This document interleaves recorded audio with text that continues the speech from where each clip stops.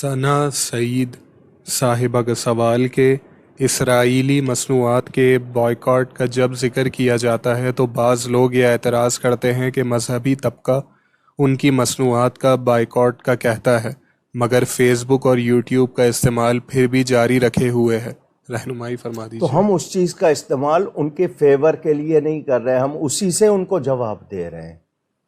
اب کسی نے ہتھیار بنایا ہے تو میں اس ہتھیار کو اس لیے کہ نہیں جی اس نے بنایا میں نہیں، میں اس کا ہتھیار اس کے خلاف بھی تو استعمال کر سکتا ہوں نا۔ ہم فیس بک کا وہ استعمال کریں کہ ان کے چہرے کو بے نقاب کریں، اپنی جو ہے ایمانی غیرت اس کا اظہار کریں۔